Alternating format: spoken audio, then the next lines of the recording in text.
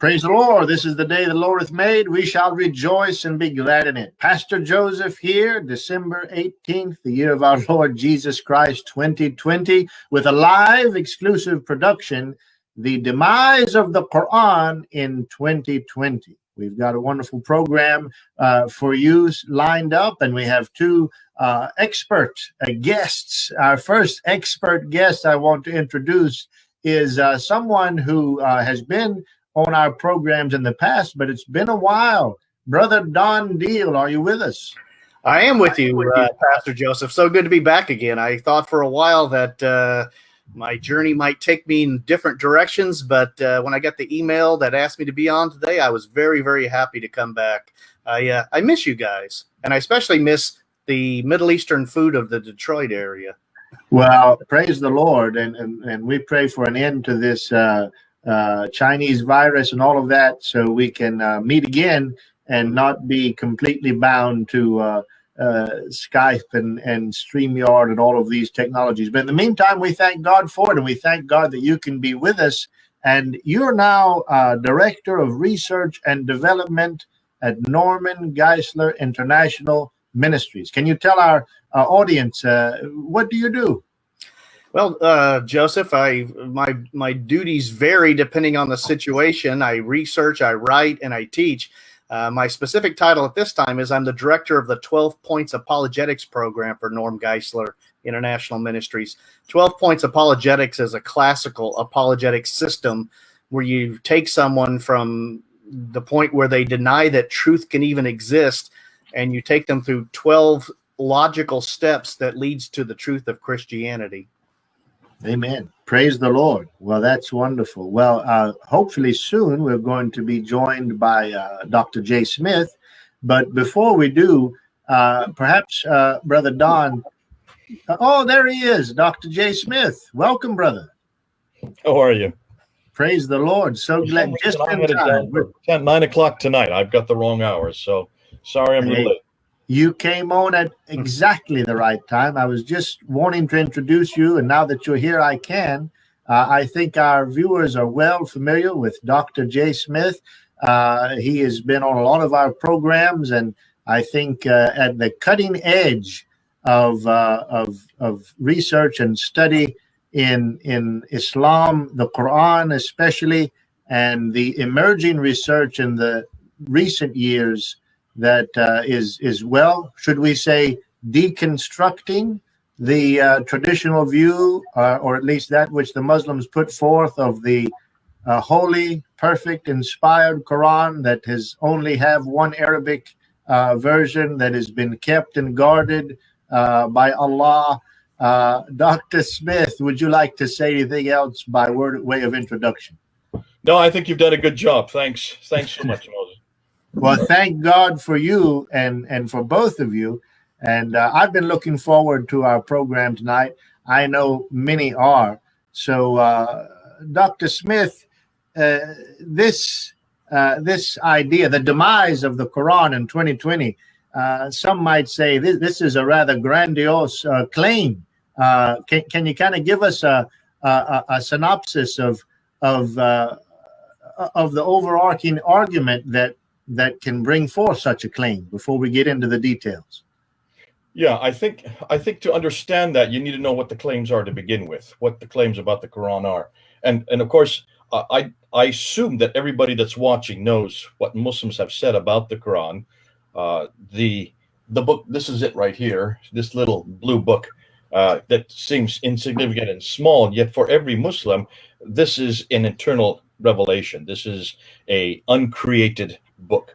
So therefore, it has always existed. It never was created. It has never been written. It has no human intervention. The Quran makes that claim itself. You will find this in chapter 85, verse 22 of the Quran. And since the Quran makes that claim, Muslims have no other choice but to repeat it. And that's probably the difficulty right now. But it goes beyond that. It doesn't just make that claim. In chapter 15, so let's just start before that. Chapter 10, verse 15, and in chapter 18, verse 27, it makes the claim, the Quran itself makes the claim that it cannot be changed at all. It is impossible to change the Quran. Now, what Muslims have done today is to take those injunctions that are there in chapter 85, verse 22, in chapter 10, verse 15, and in chapter 18, verse 27, and they have moved that way beyond what I think the original authors of the Quran intended. I think the original authors' intention was that it cannot have any human intervention. What Muslims are saying today is that there's not one letter or not one word could be changed. No, it doesn't say that in the verse. But every Muslim cleric that I've been listening to since I was knee-high to a grasshopper, and certainly the ones that you have heard, have made that statement that Dr. Yasir Qadhi has many times. Dr. Yasir Qadhi, the one that is at the center of this whole controversy this year, has often said that there has not been one word, not one letter that has been changed in the last 1400 years since it was revealed down to Muhammad via the angel Gabriel, or Jibril as they know it, between 610 and 632. And then on top of that, there's one more verse, and that's chapter 15, verse 9. In chapter 15, verse 9, it says very clearly that Allah himself will guard it from being changed. So the reason why it cannot be changed is because Allah himself will guard it. With that kind of injunction, can you see the problem for the Muslims today, or for the last 1400 years? It's not that Muslims are making this claim. It's not that they're trying to one-up us as Christians. It's not that they're trying to look at the Bible and say that their Quran is better than our Bible. It's the Quran itself that makes these claims. So put yourself in their shoes and you can see the dilemma for them.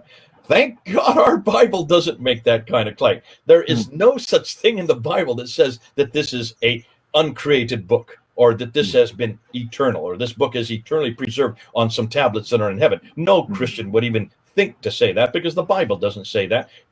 This book is written by men. We know that. And we know of the names of many of the men who wrote the books. We put their names on the books.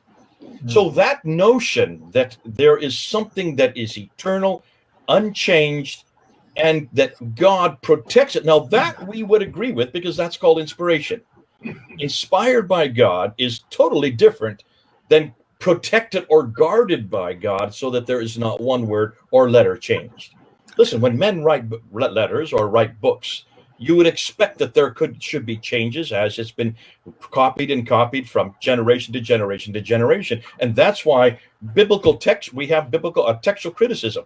Biblical textual criticism is based on the notion that there will be changes. Therefore, you've got to find as many manuscripts as you can, and you compare the thousands of manuscripts we have. Goodness sakes, we have about 5,300 Greek manuscripts, 10,000 Latin Vulgates, 9,000 in other languages. You add that up, that's about 24,000 manuscripts. With that treasure trove of manuscript evidence, we can pretty well do a comparison between all these. Listen, not just those. We have 19,011 different languages. We can compare language with language and language with language. And that's the beauty of the Bible. The Bible, we know pretty much what the original was just because of the enormous amount of source material that we can go to do a comparison. The Quran doesn't have that. The Quran doesn't have that kind of manuscript evidence. I remember for many years now, when I did a debate with Dr. Shabid Ali back in 2014, we were only talking about 6 manuscripts. The Topkapi, the Samarkand, the Ma'il, the Petropolitanus, the Husseini, and the Sana'a manuscript. That's it. Just 6 manuscripts versus 24,000. Can you see the problem for the Quran?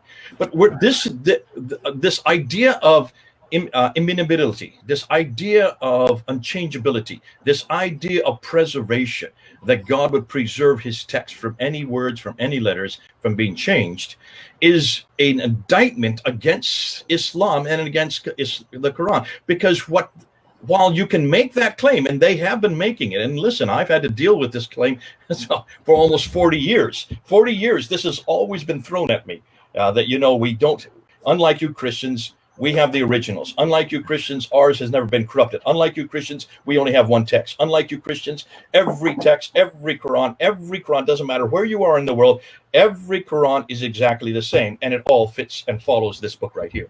This is the Quran they're talking about. This is the Quran they're talking about. Here's the problem. What Quran is this? And what are these right here? Look at these right here. Those are Qurans too, aren't they? And they're all in Arabic, are they not? Yes, they are. This is in Arabic. Those are all in Arabic. There's 9 different Qur'ans that I have right here that you can buy on the internet. These I got here in the United States. These came from Illinois. I just picked them up in July. Every one of these is different. Not one of them is the same. Not one of them is like this one here, which is the canonized text that was chosen in 1924. This is the Hafs text chosen in 1924, written by a man whose name was Hafs, who died in 796. That's 144 years after Muhammad. Hold on a minute. How can you have a book written 144 years after Muhammad himself and yet claim that that is the text that Muhammad knew? Because Muhammad had been long dead for 144 years. Did Hafs ever live? Did Hafs ever know Muhammad? Did he ever listen to Muhammad? Did he ever hear the revelation or recitation of Muhammad? Did he ever know Jibril? Absolutely not. And that's the problem. This book was chosen and it doesn't even come from Arabia. It doesn't come from Mecca or Medina. It comes from Kufa in Iraq. Whoa, can you see why we're making and why this has just exploded? Because this was not known, I imagine, by you or anybody else. I mean, Dean, did you know this before? Based on an email I got from Jay Smith, yes. Did I talk about this before? No, not until recently. We did talk about it, but not to you guys. Yeah. We never brought this up on ABN. We never brought this up on Trinity. We actually knew about this way back in 2016. And it all came to the fore because of one lady. Her name is Hatun Tash, who's only 5'2".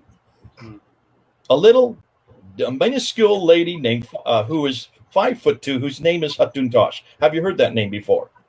I saw the video. You're going to hear it. Her name is going to go down in history as the woman that started the demise of the Quran.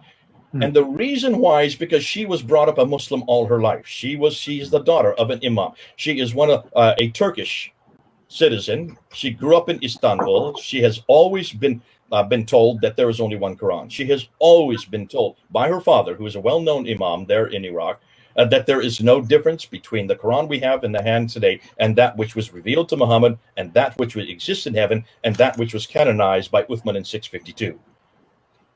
Which is what we've always heard. Am I correct? That's what we've always been told. Yeah. Until she went down to a bookstore in North Africa. She was part of our team. We were up on the ladder. I was training her to get ready for all kinds of other things. And what we were doing back then, we were not confronting the Quran. We were confronting mostly Muhammad. We were confronting everything but this, because we didn't really know that this was a problem, because we didn't even know that these existed. Because I had been told when my studies, back when I was doing my seminary degree, that these are known as Qira'at, and these Qira'at were all dumped into the Nile in 1924. But anyway, she was there in North Africa, and she was doing some training of some people there. And of course, she needed to get a Quran. She needed to get an Arabic Quran. Now, she doesn't speak Arabic herself. She's Turkish. So she went into the bookstore there in this city. I won't tell you the name of the city. And she asked the guy behind the counter, "Could you please give me a Quran in Arabic?" And the guy said, "Well, which one did you like?" And she said, "What do you mean, which one would I like? There's only one Quran." He says, "Well, we have here Qalun, we have Warsh, and we have Ibn Kathir, and we have Ibn Amir." And he started listing about 6 different Qurans, including the Hafs, the one here. And he says, "Which one of these do you want?" Well, she said, "Give me all of them." And so she brought them back to London and showed them to me, and I just started laughing. I had no idea that these Qurans still existed. I thought that they'd all been destroyed. I thought that they'd all been thrown away. I thought, believe me, in my idiocy and my naivety, I assumed that the Muslims had taken care of this back in 1924. Here we were in 2013, 90 years later, almost 90 years later, and they still hadn't taken care of these. And I said, well, how many more can you find? Well, I went up on, we went up and we looked to see how many there should be, and we came across this list here. Now, you can get this list. It's on Wikipedia. You go up to Wikipedia and just put Qira'at, Qira''A'. Just write that on Wikipedia, and you will get this list here. And this is the list of all the different Qurans that are considered to be authoritative today. All right? And the first 7 are these 7 right here. These are the major 7. This is Nafi from Medina, Ibn Kathir from Mecca, Abu Amr from Basra, Ibn Amir from Damascus, Asim from Kufa, Hamza from Kufa, Al-Kisai from Kufa. You know, it's 3 from Kufa, 1 from Basra, 1 from Damascus, and 2 from Mecca and Medina. 7 of them. These are the By the way, original Dr. 7. Smith, I'm sorry. Just so the 7. Do you think in their Wikipedia or whoever is giving them these sources, you think they're taking a cue from the Hadith? There are 7 ways that the Quran is recited. No. You think that's where they're getting that 7 from? No. Yeah. Where do they get these from? Yeah. Those 7 were chosen by a guy named Ibn Mujahid in 936. That's the 10th century. Ibn Mujahid was a scholar who was living up there in Baghdad. Now, let me cover. I have to say what is today called Baghdad, but Yasser Qadi really hammered me saying, how you don't even know the name of these cities. Listen, if I use the word Ctesiphon, do you know what I'm talking about? Do you know what Ctesiphon means? Is that Turkey? No. See, No, it's in Iraq. It's in Iraq, isn't it? Ctesiphon is the archaic name for Baghdad. Baghdad. Yeah, that's right. That's So, right. I should know. I'm not going to say, if I sit and say in Ctesiphon is where these guys were, no one's going to understand what I'm saying. If I say Fustat, do you know what I'm talking about? No. You should. Fustat? Fustat. It's No. the archaic name for Cairo. No, I didn't know. Bingo. See the problem? So I'm going to use modern day names. All right. Any Muslims watching, don't hammer me for this. I'm going to use modern day names because even my co-belligerents here on the panel with me don't even know what I'm talking about. So that's why we have to be careful that we need to make sure that we put it in the context, in the historical context. Now, back then it was called Ctesiphon and Cairo would have been called Fustat. But certainly in the 7th century, in the 8th and 9th century. And the reason why in the 8th and 9th century, all of these names started to appear, like Ibn Amir, that's the first to appear. Ibn Amir is right, actually, he's right here. This is the very first of all of these different Qurans. This is it. This is the very beginning one. This is the first guy. To answer your question, this is the first one. His name is Ibn Amir, but look at his date, 736. When did Muhammad die? 632? 632. So did he know Muhammad? No. No, he didn't. Did he even write his Quran in the same century that Muhammad lived? No, he didn't. And he is the very first. Then you have Ibn Kathir 738, and then you have Warish 812. You have Ibn Amir, Ibn Qasai 805, Khalaf 844, Shobab 89. I mean, I could go on and on. There are 30 of these, but these 30, the first 7. These ones here are considered to be the best of the best, the creme de la creme. These are known as the readers. That's what qira'at means, the ones who read. These are the original readers. And these are the ones that Muslims will quote you. Now, whenever you hear a Muslim say that there are 7 ahruf or 7 qira'at that Muhammad received before he died in 632, and whenever you hear that, ask them, okay, what are these 7? What are their names? They will give you these 7 right here. Can you see the problem right there? What's the problem with what I've just said? They came 100 and plus years after. 100, that's 736 all the way up to 805.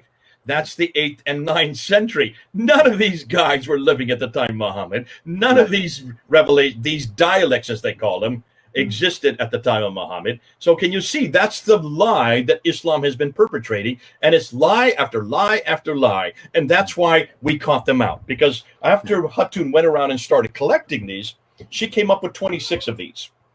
By 2016.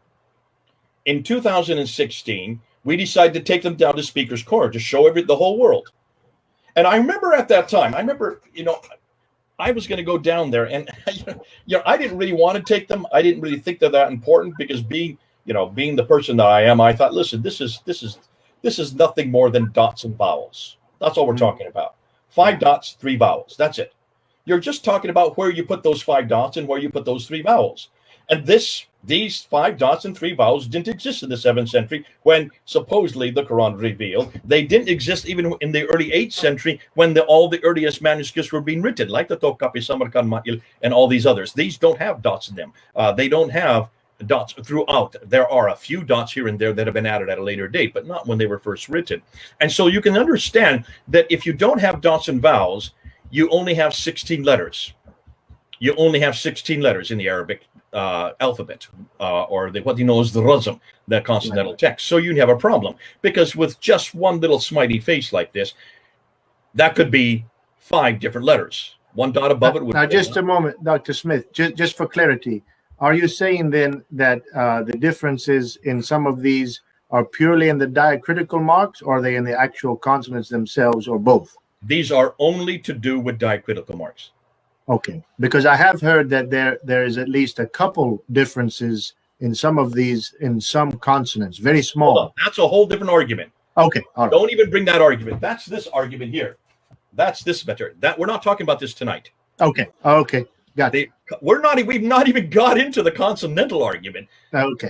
And you're right. That's a much more devastating argument. That's going to really destroy the Quran. We're just talking about the Qira'ah. Okay, which for those who don't know Arabic or Semitic languages, so basically the letters, as Dr. Smith has pointed out, they are there, but the dots on the top and the bottom, they actually make different letters, or they include the vowels. And so this is the readings, and this is how the differences are that are being asserted in these 7 in particular. That's all it is. Yeah, gotcha. Now, okay. For me, hearing this in 2016, I did the same thing you did. I said, This is not that important. No, it's very important. No, but this is what I said, okay? Right, because as you pointed out, it actually changes the consonants. Hold on a minute. Yeah, But now. You're jumping the gun because you're an Arab. Okay, sorry. Back up. Sorry. Only 15 to 18% of the Muslim world speak Arabic, okay? Yeah. So let's go with the 85% who don't speak Arabic, including Hatun Tosh. So when I brought this up, there in 2000, when she brought it up, let me just say when she brought it up and wanted to take him to Speaker's Corner, I kind of looked at her and I said, Hatun, this is just dots and vowels. Nothing very big. Let's stick with the consonants. I just did what you did. Yeah. I said, let's just stick with the consonants.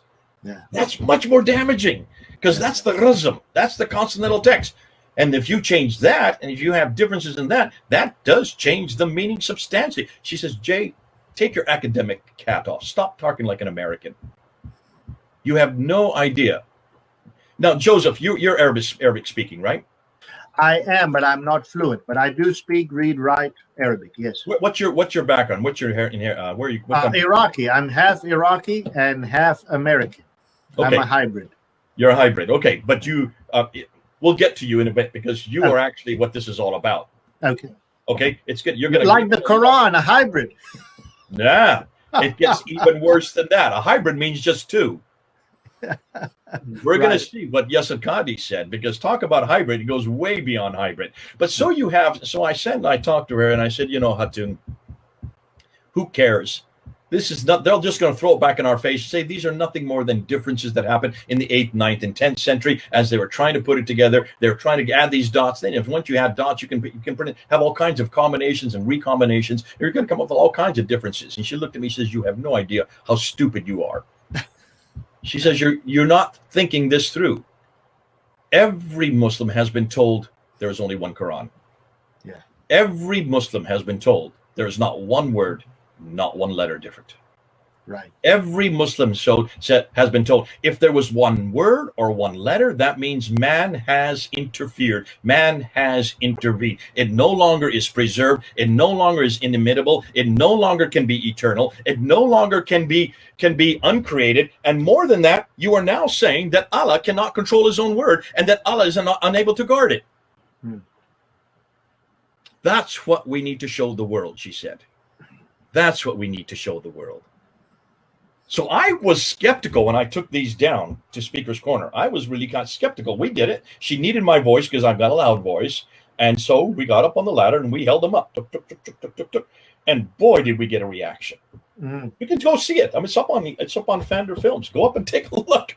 And I re-put it up there again. Already 50,000 people have watched it. When we put those up there, little did we know, well, we did know that Muhammad Hijab was standing right there watching this. He was right there in the crowd. He's 6'6" or 6'8". I don't know how tall he is, but he's very tall. And so when he's on the ground and I'm on the ladder, his head is next to mine. That's how tall he is. And he was there. You can see him. He's there filming me, but he immediately leaves the crowd, goes back outside the crowd, and then tells all the Muslims to leave us, to come away, to come to him. You can see him say, come here, don't listen to them. Don't watch what they're showing you and don't listen to what they're saying, is what he's saying. He didn't want them to see what we were showing, and he did not want them to hear what we were saying. Now, I didn't pay much attention to him. I didn't really care. I just knew that they were having problems, and I was kind of bemused, to be fair. And so we did it a second time, about a month later, and then in August we did it a third time. We took it down. By the third time we took it down, we almost didn't leave the corner. They were so angry. And then I realized what Hatun was all about. Then I could see what Hatun was saying. See, the whole Razm argument, Joseph, that you like to talk about, is an academic argument. And to understand the Razm argument, you really need to be in academic tomes, and this is much more an intellectual argument. The Qira'at argument is not intellectual.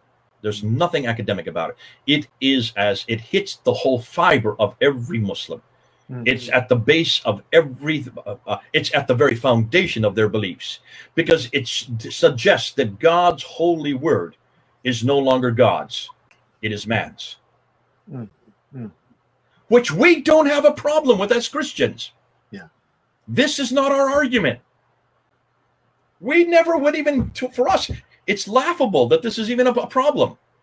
That's why I had to take my Christian hat off. I had to take my American hat off. I had to take my academic hat off, and I had to start listening to Hatun, 5'2", from Turkey, who was speaking as every Muslim around the world would have spoken. How dare you say that God's holy word is not preserved? How dare you say that there are different letters, there are different words? How many different letters? How many different words?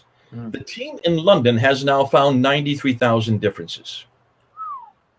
Amazing. 93,000 differences. Dr. Smith, that's an excellent place to stop. Before we go to a break, our brother Don Deal has been patient. Before we go to the break, brother Don, as Dr. Smith he's like a fire hose of information. We're just trying to take it in. But brother Don, from your position and in apologetics in general, what's at stake here? I mean, I can get it. I'm in the field. I do know Arabic. I'm hearing what's being said. It's extremely important. But for our average viewer, some of whom which are just laymen, they really don't know the argument. Some do, some don't. What's really at stake with what Dr. Smith and others are uncovering now, what he's talking about? Well, one of the biggest arguments used against Christianity is the variations in the manuscripts of the New Testament. That is, that they're somehow held that because there's differences in different manuscripts that make no difference in meaning, that could be one word could be misspelled, or perhaps a rephrase. Say, for instance, the Bible may say the 12 went into a village, and another ancient manuscript may say the disciples went into the village. It means no difference to Christians, but there's those differences because we believe the Bible's inspired but not dictated, and it's not an exact copy of an eternal manuscript. The Muslims are saying something different. They say their holy book is superior because there are no manuscript evidences to indicate there's ever been a change and that it's been dictated and preserved. I'll give you a quick quote from Yasser Qadi himself. This is why he says it's been preserved. He said, quote, "We as Muslims believe that God has protected the Quran from any type of alteration or deviation." He goes on to say, because the Quran tells us that God has revealed this Quran and God is going to protect it. That's a good circle. As I told you earlier, I've taken logic at bachelor and master's level. That's circular reasoning, exactly what petitio principii. They're arguing in a circle. You're assuming what you're attempting to prove. That's a fallacy of logic. And it just gets back to what most Muslims I've come across are. They're fideists. They believe because they believe, not because of evidence or proof. And that evidence or proof to them is just a test of their faith. Mm-hmm. Thank you, Brother Don. Well, before we take a break, I'm going to challenge both of you, brothers. I want to hear during this program, is this, if what Dr. Smith is saying is true, which certainly we believe it, but he's going to bring more evidence, does this really demolish the Quran and Islam, or does it merely bring the Quran and Islam onto a level playing field with Christianity? I want to hear that and much more from both of you after this break.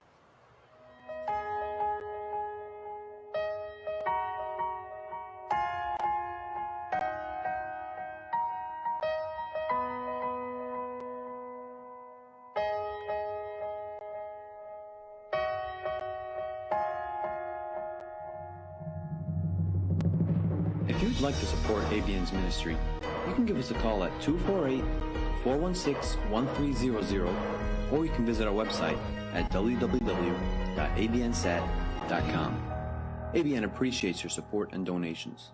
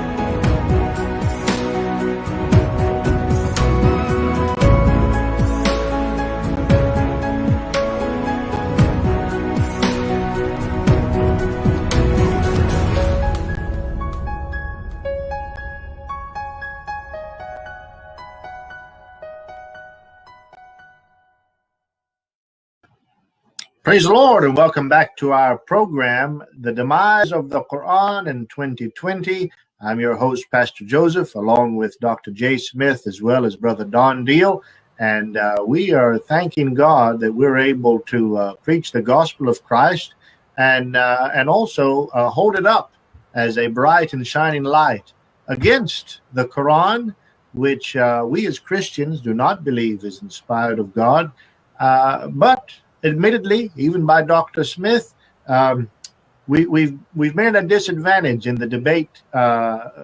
We come at a disadvantage, and I guess because for one reason, as you mentioned in the beginning, Dr. Smith, the church has not been systematically destroying Greek manuscripts throughout, whereas in Islam, it seems that there is either always been a suppression, a destruction, or a denial of any manuscripts in order to protect what you're basically asserting is an illusion of one perfectly preserved, uniform Arabic text. Is that correct, sir? Yeah. And I would go one step further, that in Islam, they've never had any historical, textual, critical edifice to really ask the questions we've asked of our Bible. When you look at these 9 that I have here, how were these chosen? I don't know if you know. Do either you or Don know how these were chosen? No. Ibn Mujahid. Now, Ibn Mujahid just chose the first 7. You have after that it comes Al-Shatibi, who then chooses the next 14, 2 for each of the 7, 2 students for each of the 7. Notice the riwayat. They are chosen between, and those he chose those in 1194. That's the 12th century. Then you have another one, Al-Jazari, or Jazari, who in 1429. Look at the date, 1429. We're talking about the 15th century. Who chooses the next 9, 3 readers and 6 students, riwayat. So that's now 9. By the 15th century, you then have 30. You have 30 of these qira'ah. 30 of them. That's what you have there on this paper right here. There's the whole 30. There's the 3. Here's the 14. There's the 7. Here's the 14. There's the 3. And here's the 6. So 7, 14, 3, 6. You get 30. It takes them 800 years to finally choose these 30. 800 years. Now, what is that? How is that in contrast to the Bible? Well, it was because we're not talking about translations here. These are all Arabic, all right? Every one of these is Arabic. It's as if I were to tell you that we now, by the 9th century AD, we have chosen 30 different Greek Bibles. Every one of them is different. 30 different Greek Bibles and another 30 different Hebrew Old Testaments. Do you see what the problem we would have? Yeah. Now, Dr. Smith, here's a good point for clarification, again, for the layperson. Brother Don Deal, who will one day be a doctor, we believe, as he's studying for his PhD. He mentioned earlier kind of a generic example of, well, one manuscript of the Greek in the Bible would say the 12. Another manuscript say the disciples. Well, for Christians, we don't have a problem as talking about the same thing. Certainly, we believe that originally there was one, and we hold to that inerrancy. Mm-hmm. Now, could you help people understand with the Quran and these different readings? I know better, but the Muslims say, Dr. Smith doesn't know. This is just different accents.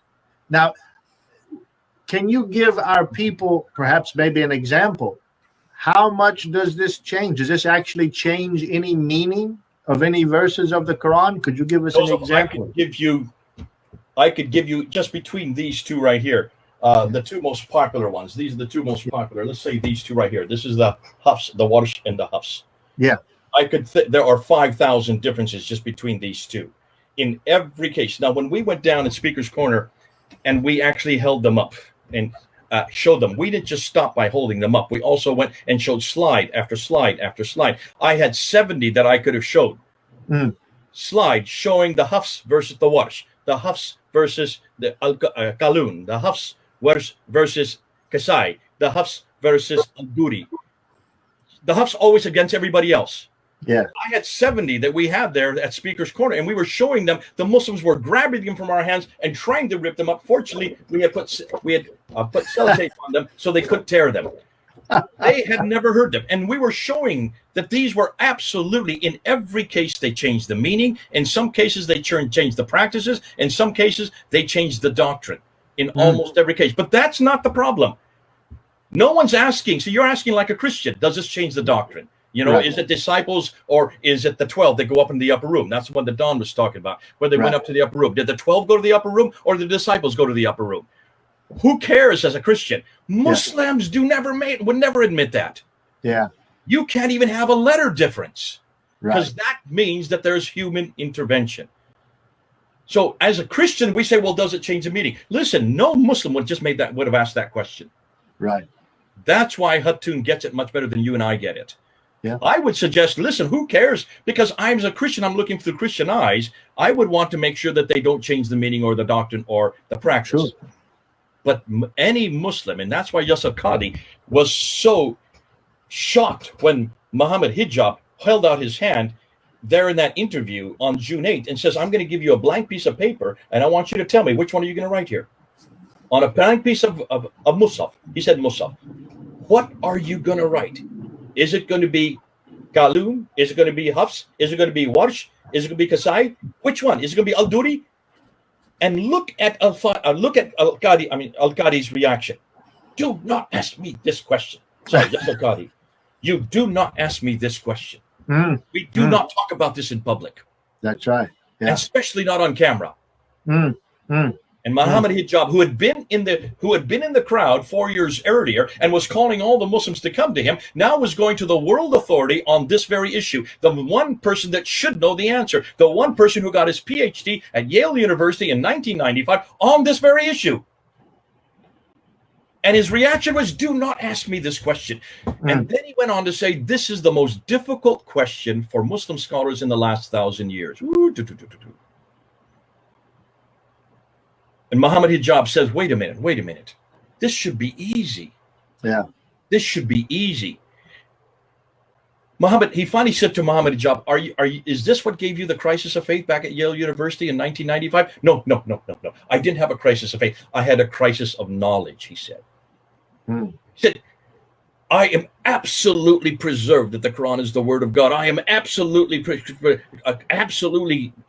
without any shadow of a doubt.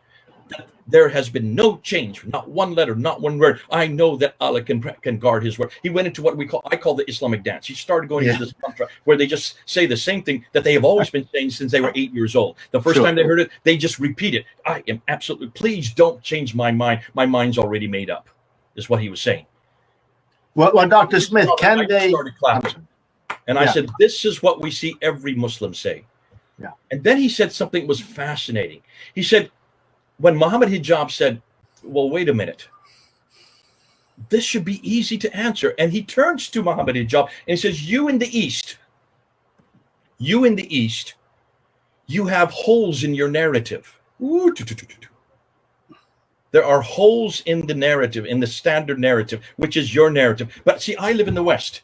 I belong over here. I live in Houston. I'm here in the United States. And I had to go to Yale University, and I had to hear this in Yale University.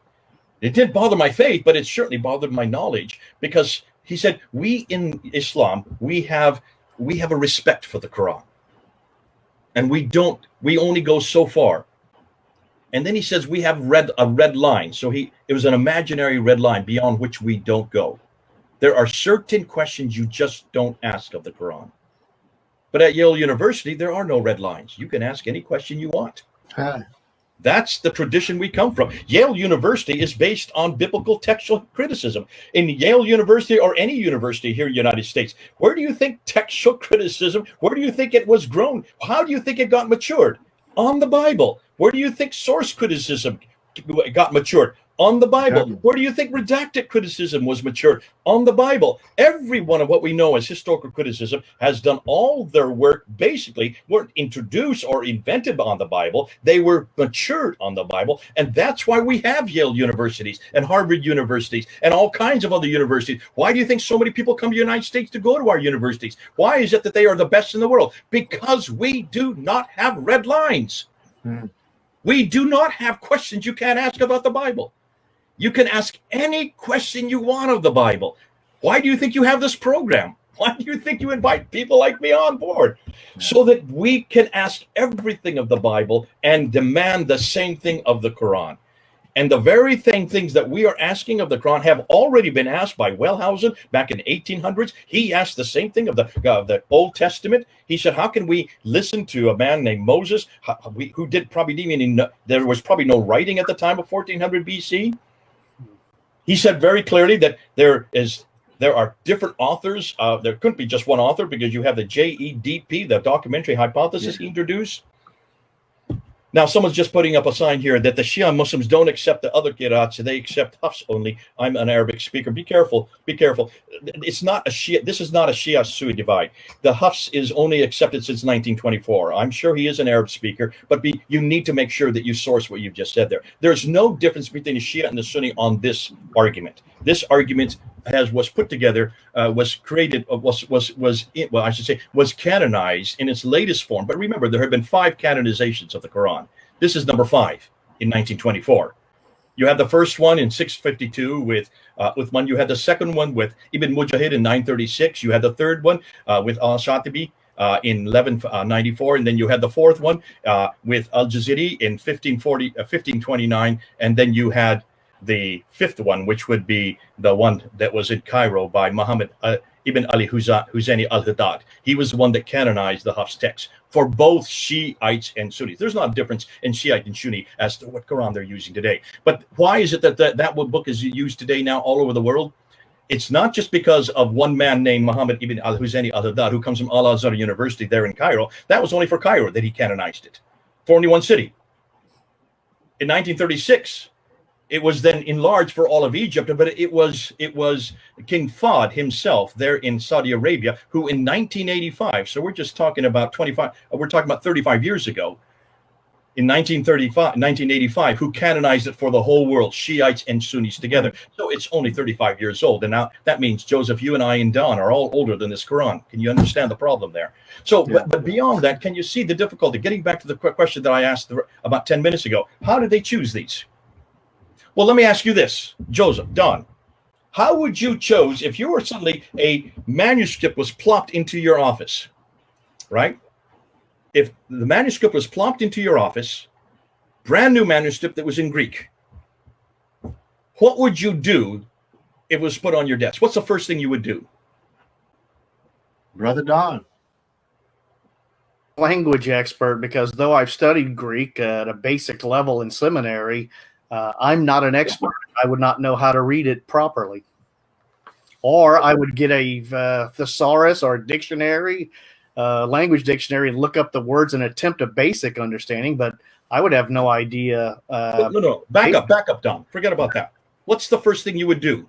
Make sure it's authentic. Is that what You you would asked? open it up, would you not? Oh, of course. Yeah, sure. Open it. Bingo. Not one of these was opened. Oh. I'm going to show you how idiotic this is.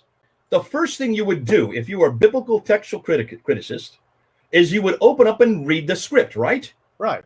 Regardless if you speak Greek or not, then you would find then next you would go to the Greek scholar and say, is this the same script as the Sinaiticus or the Alexandrinus or the Vaticanus, a Greek script, right? Right. But the first thing you do would at least open it up, correct? Right. How do you think all these were chosen? They're untouched. Not one of them was chosen by what they said inside. Not one of them had anything to do with any word or any letter or any phrase or any verse. No one even looked inside them to see what they were writing. If I could, Joseph, there's an issue involved here for Muslims that I think that gets at the heart of this. Yeah.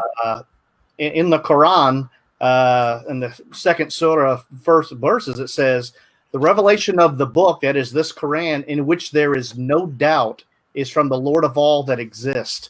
And it goes on to say multiple times, such as, and as for those in whose hearts is a disease, it, that is the signs of Allah, adds uncleanness to their uncleanness, that is the disease of doubt, and they die while they're unbelievers. There are repeated admonitions in the Quran to avoid doubt. Doubt leads to loss of chance of Jannah, of reaching paradise. If you want to end up in hell, the Quran says again and again, avoid all doubt. And what Jay's saying is the text itself is in doubt, and that's what makes this so terrifying and gets that knee-jerk reaction from so many scholars. No, I'm not saying that. Forget about the text. If you didn't even open it to read it, no one's even looking at the text. So how did they choose these? It had nothing to do with textual criticism. That's what we would do. Yeah. That's what you would do, Don. You're talking like a Christian again. So are you and Joseph. You're both talking like Christians. God bless you for doing so.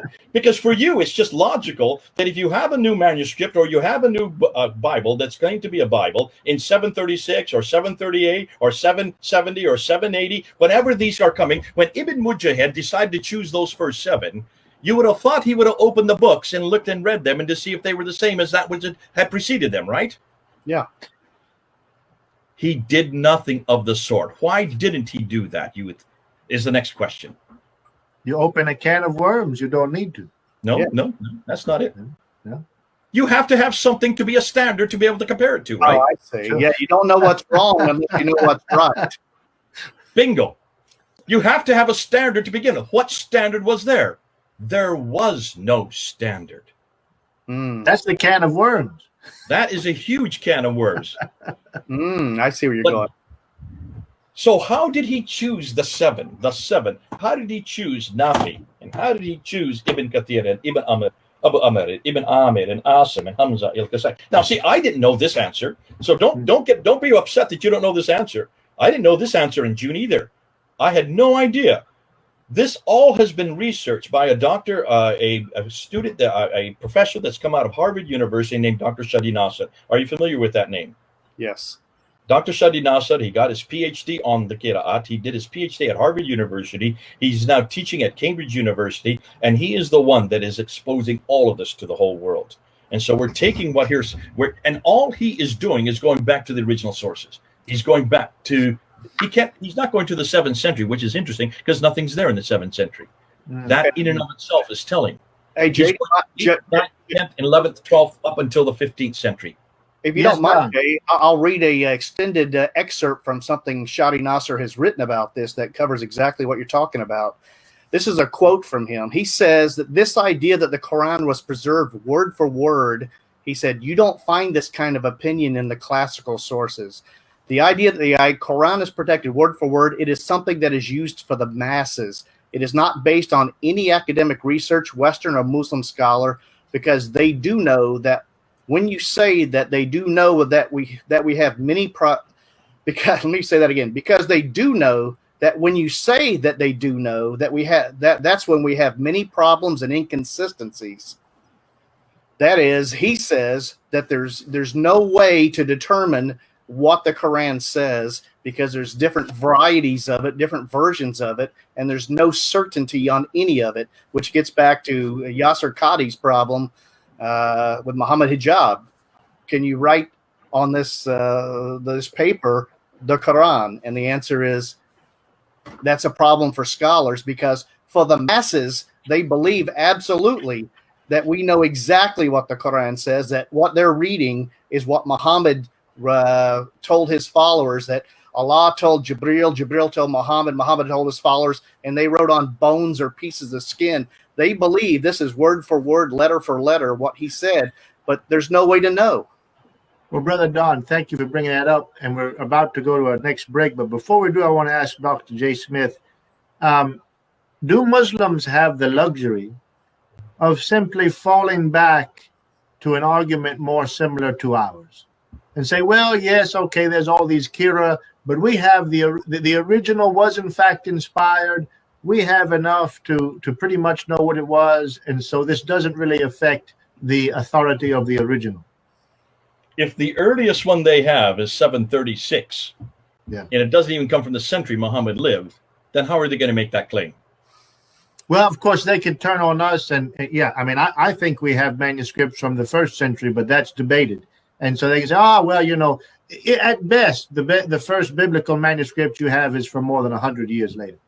Exactly. And that's why we have been at the forefront of this debate for almost 200 years. We have admitted and been as transparent as you can be. That's why every Muslim has always said, you guys have a corrupted Bible. You've even admitted it, that there have changes. You talk about Mark chapter 16, verses 9 to 20. You talk about the Gospel of John chapter 7, verse 53 to John chapter 8, verse 11, the woman caught in adultery, that these, you even mark a line before and after to warn the reader that these verses are not found in the earliest Greek manuscript. And we're the first to admit we don't have the originals. See, we're way ahead of them. And that hasn't bothered anybody's faith. And that's why all of you keep on asking me the question, so does this change the meaning? Who cares if it changed the meaning? Of course it does. Of course it changes the meaning. But why are you even asking this question if this is eternal and cannot even have one word or one letter have mankind intervene with one change or one letter? It no longer is inimitable. It no longer is from heaven. It no longer is from Muhammad. And it certainly is not from Uthman. So how did they choose these? You still haven't answered me. How then did they choose these? If they didn't even open it and look at the words. Let's go to break. All right. Very good. Well, we're going to go to a break, and we're going to hear how they chose those. And we still have some more questions, and maybe even some viewers have some questions. We'll be right back after this break.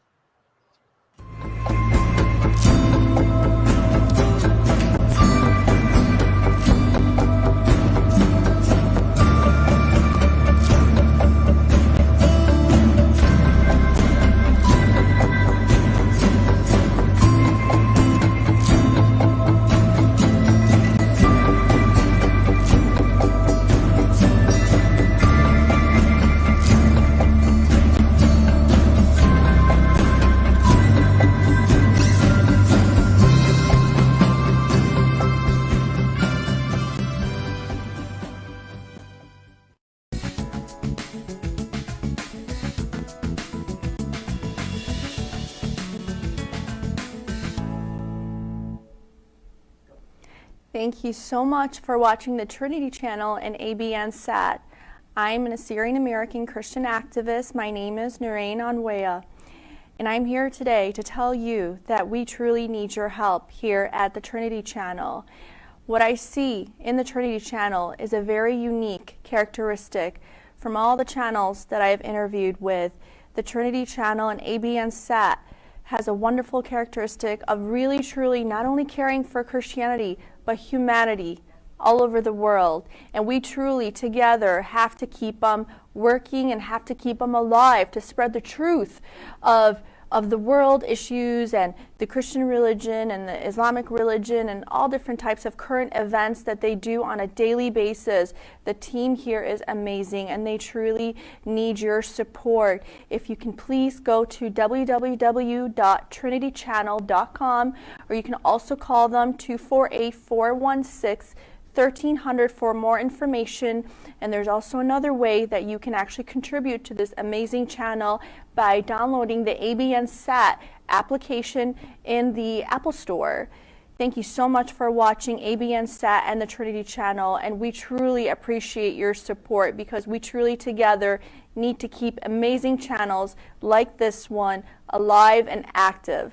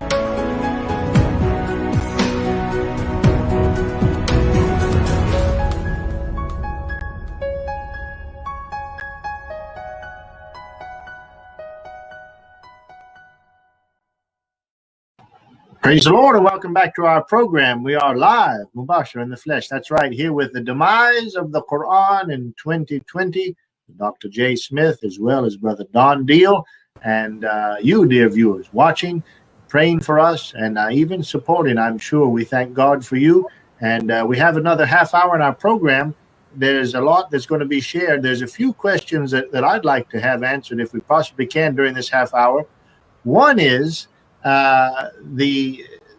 Brother Don Deal is working with Sharia and Islamic law in his studies. And before we get to the end, I'd like to hear if in your study and research, how, if you've seen any evidence of some of this disparity in what people are quoting, and also how that would affect Sharia and then, of course, practice in various Muslim countries. But before we get to that, I want to ask Dr. Smith, and then I'm going to let him go back the direction he wants to go. But I want to ask him this question, because you mentioned earlier in the intro, basically, that Muslims have gone really further than the Quran has. They've overstated their case of, not one jot, not one tittle, or not one fatha, or one kasra, or diacritic. So from an apologetic standpoint, when Christian apologists are dealing with Muslims, how valuable is this? If in fact they've gone past the Quran, can they not fall back on the Quran, as you mentioned in Surah 85, verse 22? It's inscribed in this tablet, eternal tablet, and so the low mahfuz in heaven, that is never changed. But what some men might write can be changed. So from an apologetic standpoint, do they have that luxury, or is what you're proving actually makes the Quran self-contradictory and therefore destroys the very foundation? I think both ends. I think this is one reason why this is causing so much problem and why Yasser Qadi had the meltdown that he had 3 weeks ago on November the 26th. His career is really in jeopardy at the moment. Almost many of the Muslims' career is in jeopardy because the claims they're making for the Quran of not even one letter, not one dama, kasra, or fatah has changed is absolutely a stupid claim to make. And nowhere does the Quran make that, because the Quran doesn't know about any diacritical marks. When the Quran when it was written in the 8th century, there were no diacritical marks. When the Quran was written, there was no dama, kasra, or fatah. None of this existed. So, of course, it didn't make that claim. This claim has always been made by later Muslims, and it was started in the 11th century by people like Ibn Hazm, who then came across the Bible and realized the Bible and the Quran were two completely different books. So it was from the 11th century that this claim of inimitability, it was from the 11th century that this claim of unchangeability, is from the 11th century that this claim of preservation became the norm, the narrative, and it has then been enhanced and even embellished upon in our day, in the 20th and 21st century, because of the fact that they're engaging with us in dialogue and debate. And the more they engage with us in dialogue and debate, the more that we are finally opening up the Quran. Because listen, they've had the luxury of Westerners not looking at the Quran. Right. We are looking at the Quran for the first time, and we're finding an enormous amount of damaging things in the Quran. Look at all the violence in the Quran. Look what it does with women in chapter 4 and in chapter 3 and in chapter 2. And because of all this damaging material, rather than get into that kind of discussion, all they need to have been doing is, hold on a minute. How can you dare question the internal critique? That's an internal critique of the Quran when this book has always been. This is the only book that has never been touched by human hands. That is a much easier discussion to make because they didn't realize, and to be fair, none of us had done any homework on this. We hadn't done any manuscript evidence. We didn't know what the Qurans we were talking about. We didn't know anything about the Qira'at. This Qira'at and Ahruf argument is only this year. You've never heard this argument before this year, and it's only been in the last 6 months. We've known about it for about 4 years. I've known about it actually for even earlier than that. But as far as it going worldwide, and the fact that we now have YouTube and we're now using the internet to get it all over the world, you can see the damage that is happening. That's why 2020 is a landmark year. This will be the year that the Quran really is. We didn't choose that title by accident for the show. That title is absolutely important because for Muslims, all these claims that they have to make because there's nothing else for them to fall back on. They can't open the Quran and try to defend all these terrible verses from inside. But what they've always had the luxury of doing is saying, yes, but at least we have the original. Yes, but at least we know that this is from heaven. Yes, at least we know that God has protected it. And the Quran itself makes those claims. Now we're saying, no, absolutely not. You cannot say it's from heaven. You cannot say it's from Muhammad. You can't even say it's from Uthman. In fact, about the best you can do is from the 8th century, which means it is as man-made a book as you can get. Knowing it's so man-made, can you then see why it really fits an 8th century Arab environment? And I would say not even Arab environment. It has nothing to do with Arabia. Look at the Arabic in the Quran. The Arabic in the Quran, the fact that it has the tar marbuta, the alif maksura, the fact that it has the als. Those are not anywhere from the central part of Arabia. Those are Nabatean Aramaic, way up from Petra. This is Jordanian Arabic. The Arabic that's in the Quran should be Sabaic. If the Quran did come from Arabia from the 7th century, it would use Sabaic Arabic, which comes from the Yemen, and Sabaic Arabic already has the dots. The Sabaic Arabic already has the Dhamma Kasra and the Fatha, the vowels already in place. Sorry, they weren't Dhamma Kasra and Fatha, they were vowels already in place. This question would not even be on the table if they had used the right type of Arabic. Obviously, it proves that the Quran doesn't even come from the Medina or Mecca. It does not come from the Hijaz. There's no such thing called Quraysh. We can't even find any reference to a man named Muhammad from that area. So can you see all of this is starting to implode on Muslims, and it's all happening in the last 6 months. And this is why we need to continue this, because it's just getting easier and easier. Because for the first time, we're now seeing Muslims who are trying to defend it, and they're doing a lousy job of it. Because Yasser Qadhi, what he did finally at the end of that 25 minutes, when Muhammad Hijab finally says, I'm going to say a second time, which Quran are you going to write in there? Look what the answer he gave to him. After 25 minutes, he finally says, they are all the Quran. Every one of these is the Quran. A little bit of this, a little bit of that. You put in some hafs, you put in some wars, you put in some al-duri, and you just mix them around. You get all 93,000 differences, and that's the Quran. And I just started clapping. And I said, exactly. Proving that it is not from God, it is not from Muhammad, it is from Warish, it is from Ibn Amir, it is from Kalum, it is from all of these names. That means everybody, there has not just been 30, because these 30 were chosen from 700. 700 different Qurans. Can you then understand why in 1924, in the high schools there in Cairo, they had a dilemma? Because if you have 30 different answers on standardized testing for high school students, what are you going to do when you have 30 different answers for the same question? They needed one answer. They needed one Quran that they could go back to. That's why they had to go to Muhammad ibn al-Husayni al-Haddad, and they went to Al-Azhar University and said, you of all people, can you please choose one of them so we can have standardized tests? That's the whole reason the Quran was canonized for high school students in one city in 1924. Now, have you heard this before? No. Sounds like Uthman. Telling the whole world this. Yeah. Well, they've been hiding it, obviously. And Don Deal, Dr. Smith has already alluded to this and more or less let the cat out of the bag, but maybe you can give our viewers a a succinct understanding, drawing together what he's already presented.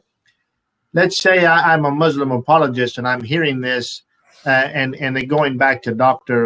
Janasik's program on Monday, we're beginning to apply this criticism to the Quran, which has never really been done before. We've been doing that with the Bible for a couple hundred years. And so what about this claim? Well, Jay Smith and Janasik and Don Deal, they're a bunch of hypocrites because basically, all of this liberal higher criticism, I mean, they just reject offhand when it comes to the Bible, but they turn around and use it at any chance they can to try to deconstruct the Quran. So can you help our viewers understand the problem there? Sure. When we respond to the liberal critics of the Bible, we don't simply say the Bible is true and you're wrong. There may be people that do that, but none of the scholars of the Bible do that. Christian who are scholars will respond with counter evidence and arguments for why the skeptical critics and the Western critics, when they go too far in the criticism of the Bible, are wrong.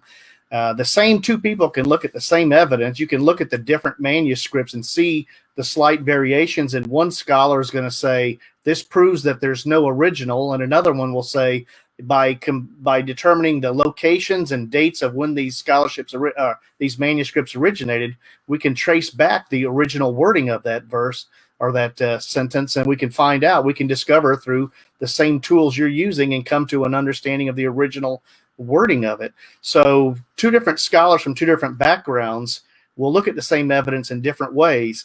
The difference is that when we're simply applying those same tools that the liberal critics and the conservative biblical scholars have used, they both use the same tools. Some of the conclusions are different because, once again, the liberal critics are generally have an anti-supernatural bias into their studies. They cannot accept that miracles happen or that God does things. We're not denying that God does things and that God can act and speak. And when we do criticism of the Quran, we're simply applying the same objective tools that to the Quran that we've used. We don't have a red line in biblical scholarship that we don't cross, because we don't have to have this false idea of certainty or damnation in the Christian faith, whereas the Islamic faith is much more prone to have a sort of false certainty, a kind of face that they have to show in public in order to convince others that they're really certain of what they say. So the tools apply equally in both directions. And when the conservative Christian scholars disagree with the liberal scholars, they don't simply fall back onto the Bible says so. They present counter alternative evidence and arguments to show why those critics are wrong in certain cases. That's all we're asking the Muslims to do, is provide the counter evidence for why, when we criticize and find evidence for mistakes or problems or contradictions, we're just asking them, using objective material, not simply your faith, but something we can all look at and examine, level the playing field and let us look at the same way and present your arguments for why what we think we see is wrong. And so far, the only arguments I've seen, even from Ivy League trained Muslim scholars, is to call Jay and Dr. Brubaker and others names. Well, from debate class and from logic, that if you have an argument, you present it. If you have evidence, you present it. If you don't, you call names. And so that's what's happening. We're just simply asking for the Muslim scholars to have the same level of interaction with the criticisms and with the evidence that we do for the Bible. Excellent. Well, I don't know if you've heard, Brother Don, but what is it? Tiliab and our other Muslim congresswoman, the Somali, are calling here just today or yesterday, making a big deal about asking social media, YouTube and others to eliminate, to censor any negative speech against Islam.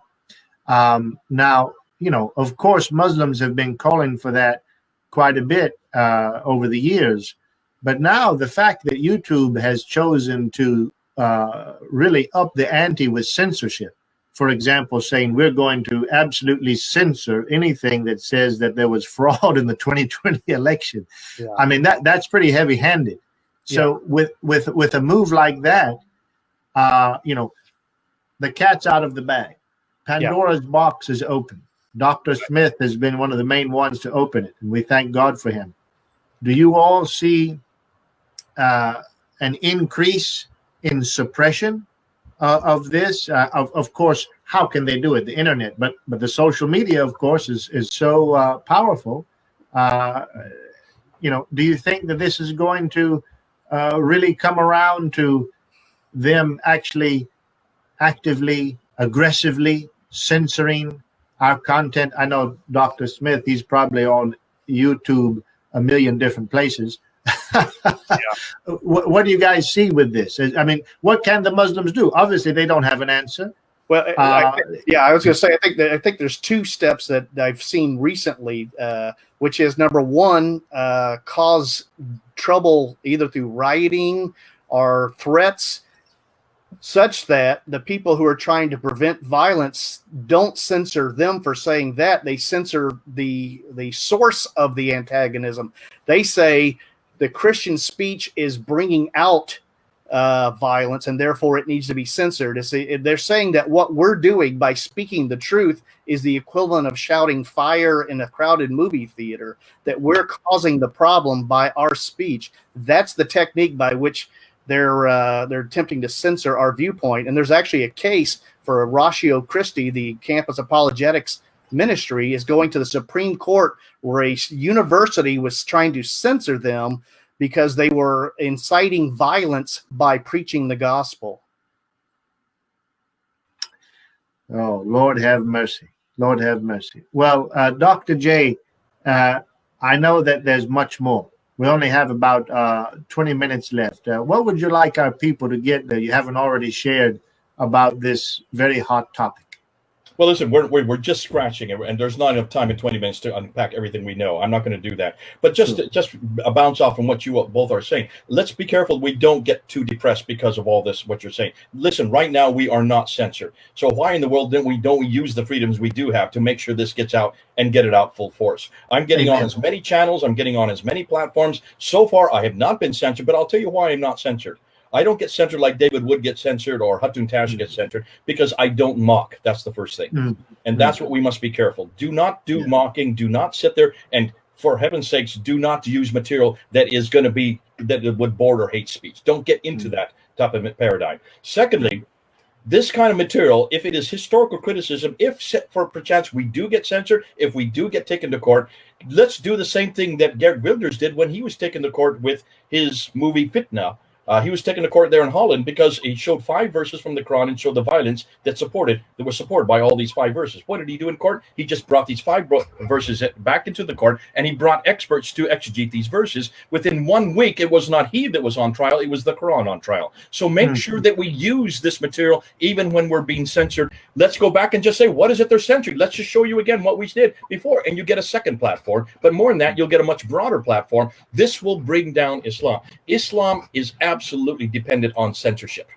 There is only one religion in the world that has phobe next to it. We don't have anything phobic in Christianity, and that's why, because we don't have any red lines. You can ask anything you want. The fact that these people here in the United States are demanding that nobody should be able to criticize the book and the man, that's the Quran and Muhammad, suggests to me that both the Quran and Muhammad cannot be protected, cannot be defended.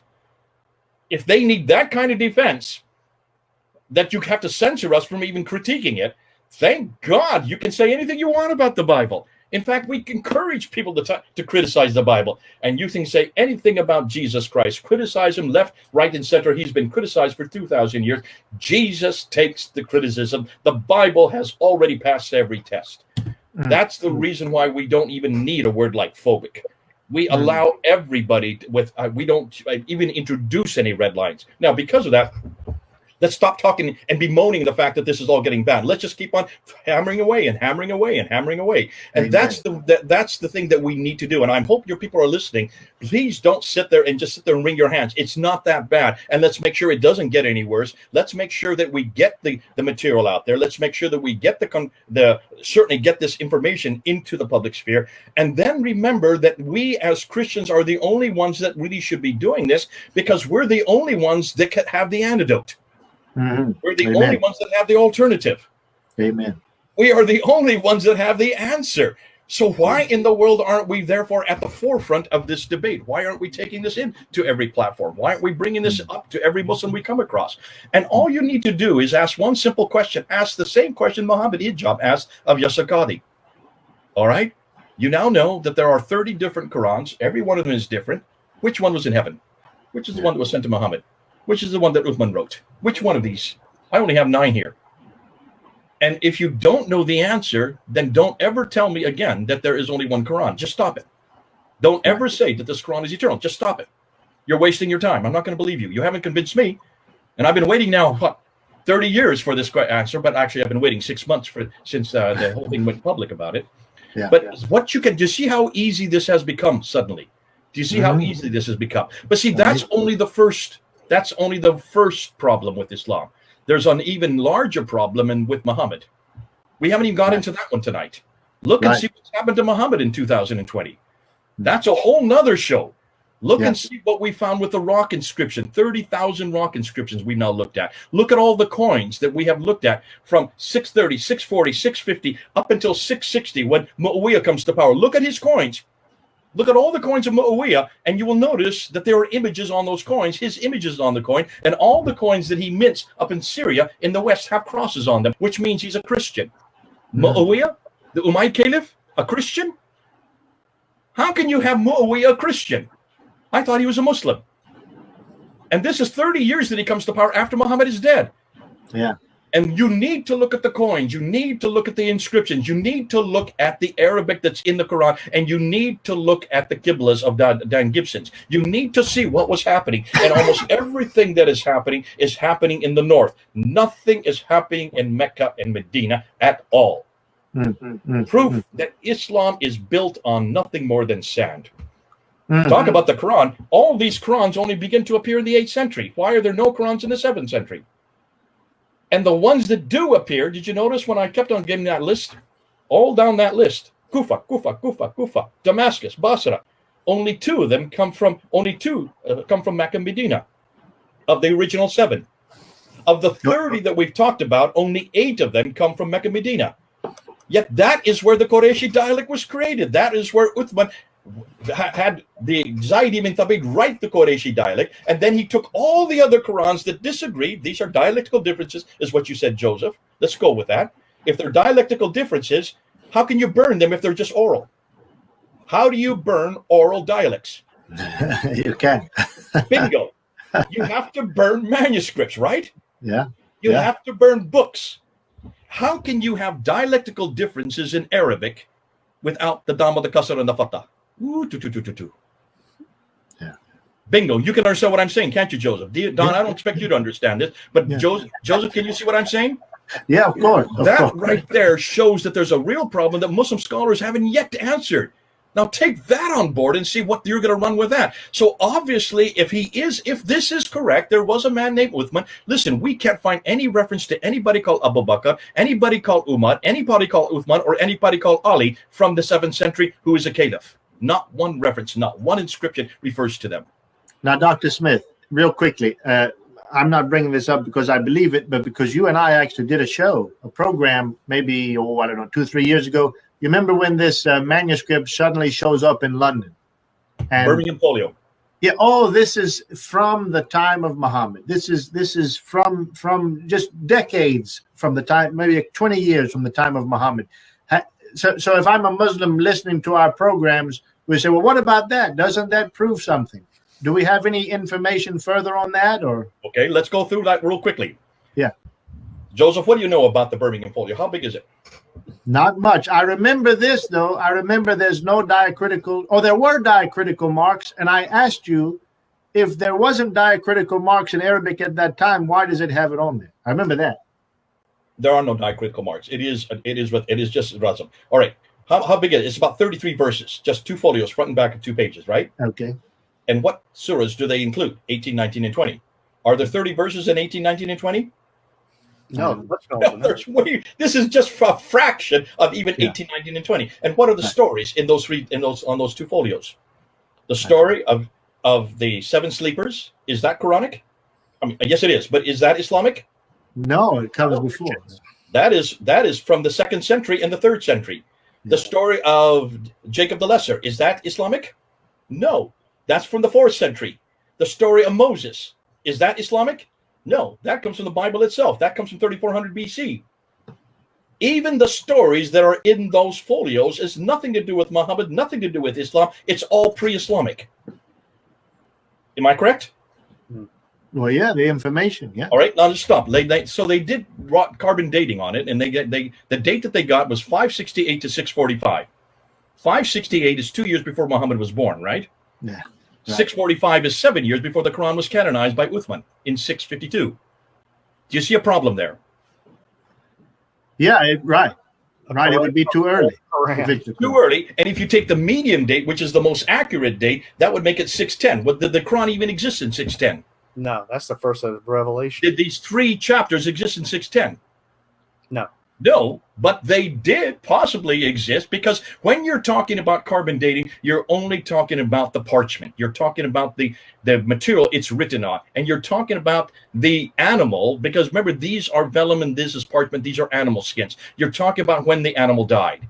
That's what carbon dates. It does not date the ink. So I will run with that, and I say, yes, the carbon dating is that. If you want to talk about accuracy, let's do carbon dating. Let's look at the Sana manuscript. The Sana manuscript has also been carbon dated. The Sana manuscript is an even older manuscript, and it was carbon dated not just in the London laboratory. It was also carbon dated in Kiel in Germany. It was also carbon dated in Zurich in Switzerland, and it was also carbon dated in France. 4 different countries, all in Europe, all carbon dated, and look at the dates they got from that. When they did the carbon dating on the Sana manuscript, those dates went from 400 AD up until 550. That means all the dates for the Sana manuscript predate Muhammad, predate Islam, predate the Quran, predate everything we know about Islam. If you want to go with carbon dating, then you're going to have to say the Sana manuscript actually existed either 50 to 200 years before Islam. Do you want to run with that? Do you want to go with that? Be careful about carbon dating. Number 2. This is not the Quran. The obvious thing is that this is not the Quran. These are Arabic writings, verses of stories that came apocryphal or after the Gospels. What do you think the Quran is made of? It is made up of story after story after story. These are apocryphal writings. The story of Jacob of Edessa is there in chapter 18. The story of Dual Qarnayn is also there in chapter 18. We have stories in chapter 19. It's full of stories of Jesus and Mary, and these are coming from these are Gnostic writings. These are stories about his infancy. Isn't that interesting? The infancy gospel of Thomas, written in the 2nd century. So these are all stories that have been borrowed right, left, and center. And look and see where they were borrowed. They were not borrowed down in the south, because there were no Jews living in Mecca and Medina. That's another big misnomer. History has proven that there were no Jews that early, that far south. But they were all written, if you look and see where these stories existed, way up in Iraq. That's your background. That's why I said we come to Iraq later in the show. Now I'm showing you. These all come from Hira, which is today called Kufa, which is just southwest of Baghdad, which used to be Ctesiphon. Yeah. That's where these were. What is in Kufa? What was in Hira? That's where the seminaries were for the Jews and the Christians. And these Arabs who were there having these discussions with the Jews and Christians, no wonder they were borrowing these material, because they were borrowing these apocryphal writings and they were borrowing these sectarian writings. That's why these writings that all existed in Iraq are the ones that made it into the Quran. But these writings couldn't have been there in the Quran if they were down in the south. That's what Dr. John Wansborough said back in the 1970s, with his 2 books called Quranic Studies and Sectarian Milieu. So we've known about this for over 50 years. Why haven't Muslims listened to Dr. John Wansborough, who was head of department at School of Oriental and African Studies in London when he came out with his books? He just destroyed any notion that any of these stories, which the Quran is riddled with, could have been in existence in the 7th century. To say nothing of the fact that the Arabic they use did not come from that part of the world. Like I said earlier, they all come from the far north. Are you telling me that Muhammad did not? Everything you know about the Quran is from the north, not from the south. Are you telling me that Muhammad did not slaughter the men of Banu Qurayza, and I can no longer use that apologetic? Here we go. I had a debate with David Wood just on this about 3 weeks ago in California. You want to get into that one? But no, on another show, I'd love to. We've got 5 minutes left, and I want to ask Don Deal, who's working on this subject of Islamic law and Sharia. Don, all of this, what's the bearing on your studies, and then, of course, the implications of the Muslim world and practice, being affected by Islamic law and Sharia? Or do you see any in your research? Have you seen any of this? Have you seen any echoes of this, or do you see any implications? What I see is more scholars dividing Sharia and Islamic law. Traditionally, up until the 19th century, it was considered that Sharia and Islamic law are coextensive or synonyms for each other. With these things that we're learning now about the Quran and the development and the historical development of the religion, what you're finding is more Muslims who want to hang on to something of the Quran are starting to divide Islamic law from Sharia. Sharia being God's eternal law and plan, which we can learn in the Quran and in the Sunnah of the Prophet, and then Islamic law being human attempts to interpret and apply those findings to situations that arrive in life. What you find is that there's no list of laws under Sharia. There's no single book that will tell you what is in Sharia, because these same problems showing up with the Hadith, which primarily make up the Sunnah of the Prophet, is finding out which ones really happened, which ones did he really say. How much certainty can you have that Sharia existed as a fully orbed system early on? And the answer is there is no evidence of that. There's different ideas that show up and different individual precepts contained in the Quran and such, but there's never been a list of here is Sharia. And if you go to the 4 current schools of Islamic law, the Hanafi, Hanbali, Shafi'i, and Maliki schools, they have different interpretations of. That's why they're different schools. That's why you know that Islamic law is not the same as Sharia, because there can only be one Sharia, but there has been up to 6 to 7 schools of Islamic law. Currently under Sunni Islam, there's 4, and they have different ways of interpreting the data and applying the data.